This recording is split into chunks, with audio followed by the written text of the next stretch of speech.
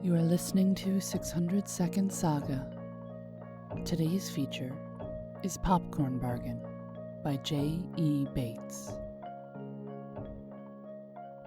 Jenna had just curled up on her couch with a bag of hot popcorn for another Friday night edition of If I Want to Turn Off the Phone and Binge on Some Doctor Who, Nobody Can Stop Me, when the extra-dimensional nightmare appeared.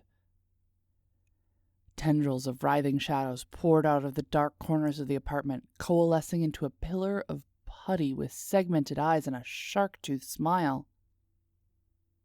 Distant bells tolled, muffled as if coming from the darkest corner of the universe. Her body locked into freeze frame. Orville Redenbacher spilled onto the carpet. There must be LSD in the popcorn, she thought. Yeah, right. Popcorn she hadn't eaten yet. Okay, let's try spontaneous visual hallucinations. I'm 42 years old, with no prior history? The gals at County General Hospital would laugh her off the wing for such an amateur diagnosis. The thing, her brain failed to supply a better word, unfurled a parchment and began to proclaim at her in Latin. She assumed it was Latin. It sounded like Latin. Bad horror movie Latin. Like one of those Evil Dead movies her ex-husband prattled on about. Of all the stupid things to pop into your mind when the impossible appears, it has to be the nitwit. The creature finished reading and swallowed its scroll between shark-hinged jaws. Teeth glistened in the room's dim light, moist with saliva. What is this? She rose from the sofa, tense, ready to sprint. The front door beckoned with normality.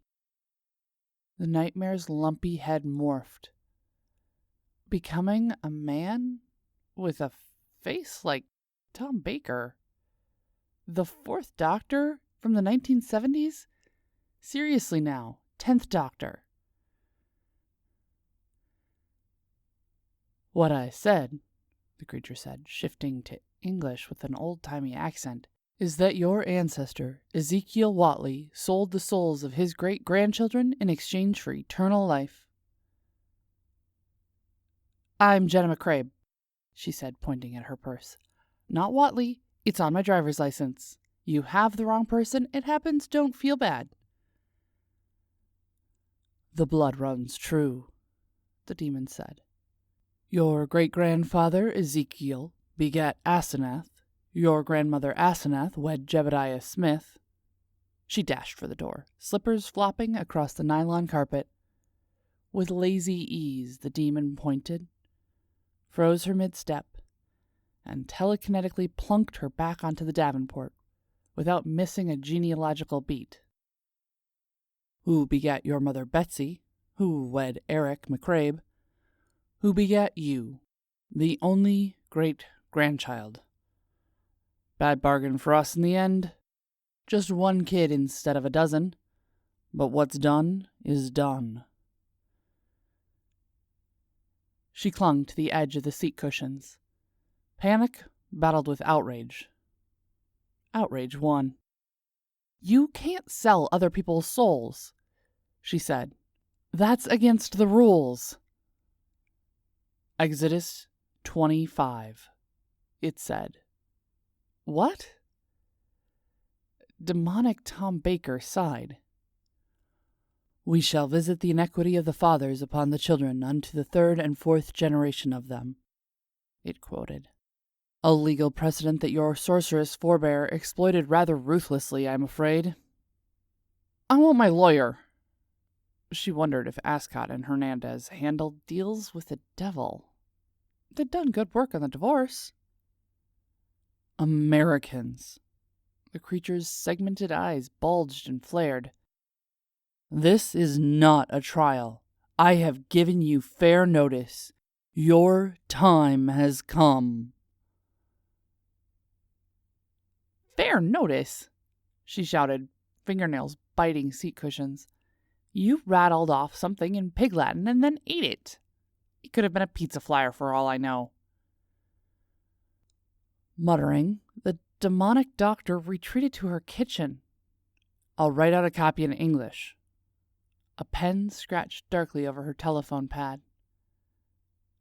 Something occurred to her then. In retrospect, maybe all of those years of watching science fiction and fantasy gave her insight into villainous schemes. If this Ezekiel sold me out for eternal life, where is he now? The demon frowned. I beg your pardon? Prove you held up your end of the bargain. The demon hemmed. Not possible. It's you, isn't it? You're Ezekiel Watley, and you're trying to trick me. Well... The compact is broken, boomed another, even more otherworldly voice, emanating from an even larger and more terrifying cloud of insects, which emanated in turn from her bag of spilt popcorn. Searching for a nearby vessel in which to manifest, this new entity assumed the guise of Snack Magnet, Orville Redenbacher. No! Cried Ezekiel Watley, disguised as Tom Baker.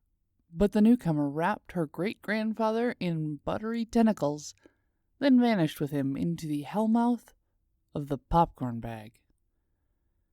The portal dwindled, then blinked out, accompanied by the popping of kernels. Jenna stared at the kernels on the carpet for a good 10 minutes, then decided to go to the gym. After all, who knows what next Friday might bring?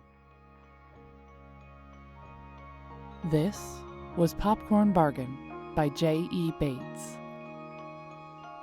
J.E. Bates is a lifelong communicant of science fiction, fantasy, horror, and other mind, sugar, and screen candy. He's lived in California, Finland, and many worlds in between. He can be found at Twitter, J.E.E. Bates, or jeebates.wordpress.com. Check our show notes for links. Music is provided by Mads. Learn more about 600 Second Saga, our authors, how to submit your flash fiction, and how to support the podcast in the show notes. This has been Mariah Avix and 600 Second Saga.